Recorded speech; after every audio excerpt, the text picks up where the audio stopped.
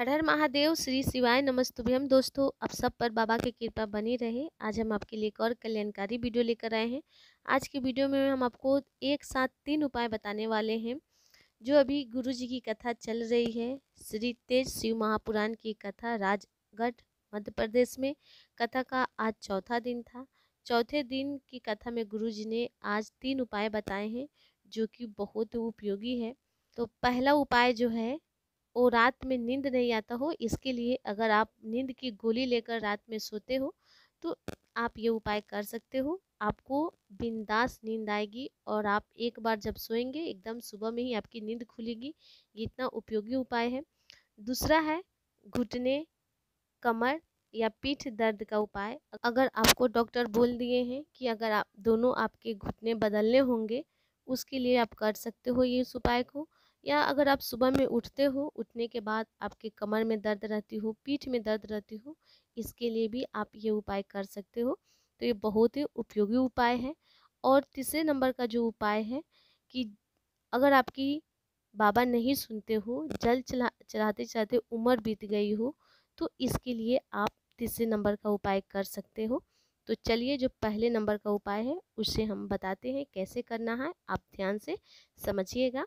रात में आपको नींद नहीं आती होगी, आप दवा लेकर सोते हैं, तो इसके लिए आप सोने से पहले जब आप बेड पर जाए, बिस्तर पे जाए सोने के लिए तो थोड़ा सा आप अपने पास में जल रख लीजिए और उस जल में से थोड़ा सा आप निकालिए और अपनी हाथ की हथेलियों पर थोड़ा सा आप गड्ढा करिए और उसमें थोड़ा सा जल रखिए।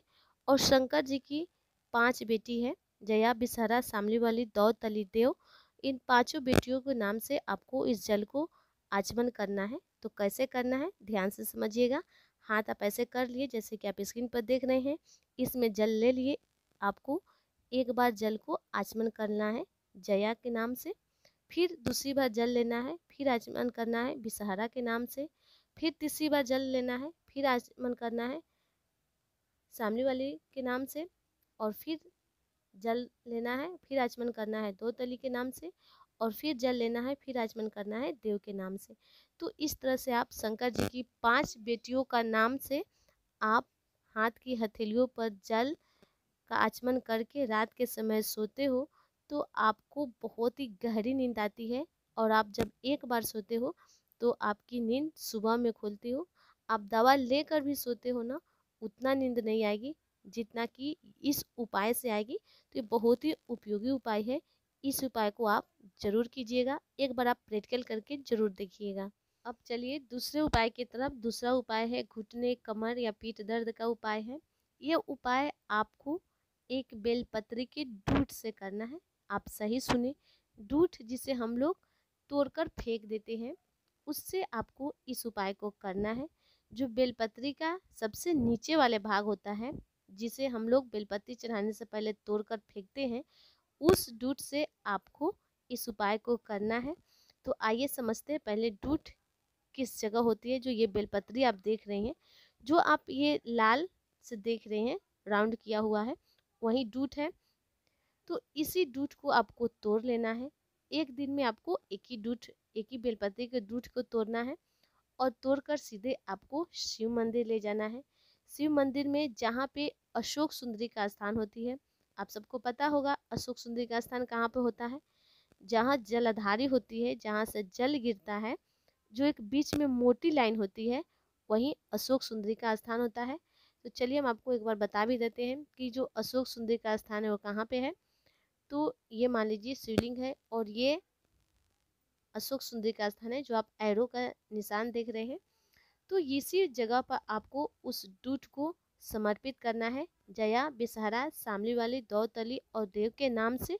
और उस दूध को समर्पित करने के बाद आपको वापस ले आना है और उस दूध को आपको खाना है।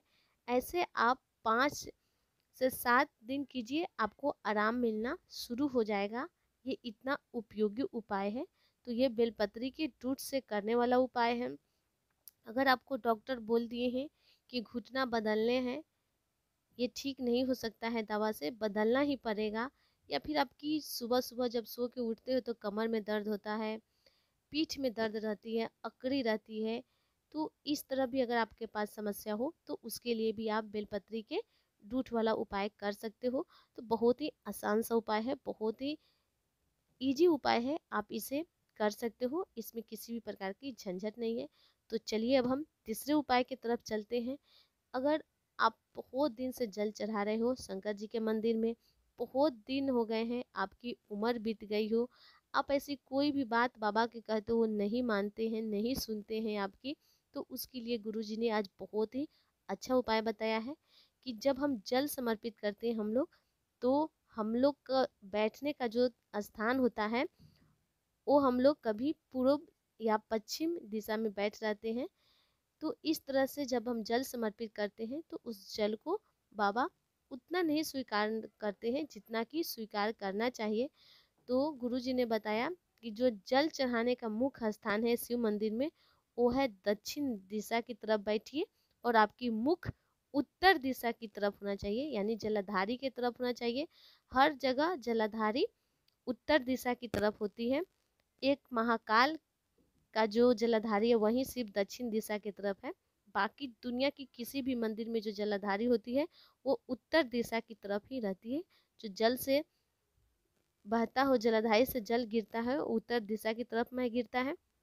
तो आपको जलाधारी के पीछे दक्षिण दिशा की तरफ बैठना है और मुख उत्तर दिशा की तरफ होना चाहिए।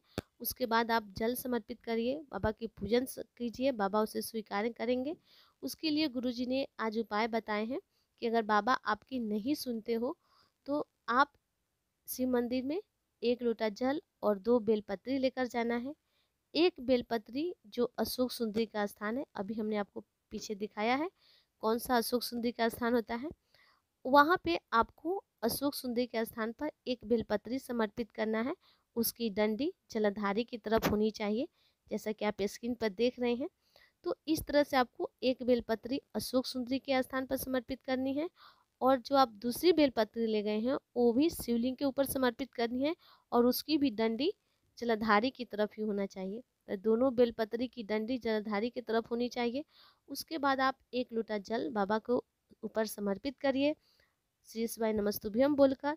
जब आप शिवलिंग के ऊपर जल समर्पित करें तो जल का जो धार है वो आप थोड़ा आगे बढ़ाकर जल ढारेंगे, अशोक सुंदरी तक वो जल जाना चाहिए। तो जब आप थोड़ा सा आगे बढ़ाकर जल ढारेंगे तो अशोक सुंदरी के स्थान तक जाएगी, फिर आपको जल शिवलिंग के ऊपर समर्पित करना है। इस तरह से आप ये उपाय कीजिए। आपकी बाबा नहीं सुनते हो तो 2 महीना में आपका हाथ पकड़ लेंगे बाबा और आपके जीवन को सार्थक बनाएंगे, आपकी मनोकामना को पूर्ण करेंगे। तो इस तरह से ये उपाय कीजिए। जो जल चढ़ाने का स्थान होता है वो दक्षिण दिशा में बैठकर उत्तर दिशा की तरफ मुख कर कर जल समर्पित करने का नियम है शिव मंदिर में। इससे आपको पूर्ण फल मिलता है। जो भी आप बाबा से मांगेंगे, जो भी आपकी मनोकामना होगी, उसे बाबा बहुत जल्द सुनते हैं और फल देते हैं। तो यहाँ पे हम आपको 3 उपाय बताने का अपने तरफ से समझाने का प्रयास किए हैं, जो कि आज की कथा का है।